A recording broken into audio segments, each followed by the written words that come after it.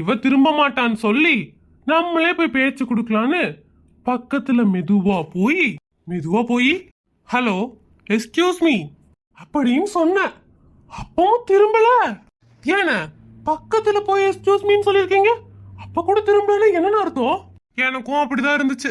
சரி மறுபடியும் கூப்பிடுவோமேன்னு hello madam excuse me அப்படின்னு சொன்ன. அதுக்கு அவ என்ன பண்ண தெரியுமா? என்ன பண்ணாங்க?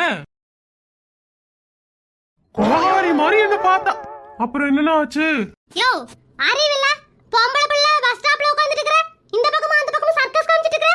யோ நீ எல்லாம் மனுஷனா மாடா? மாடு மாதிரி வந்து நின்னுட்டு இருக்கற, பக்கத்துல தள்ளி போய் நில்லியா? ஒரு வயசு பொண்ணு நின்னுட்டு இருக்குது, கொஞ்சம் கூட அறிவில்ல பக்கத்துல வந்து நிக்கற. பாக்கறவங்க தப்பா நினைக்க மாட்டாங்க?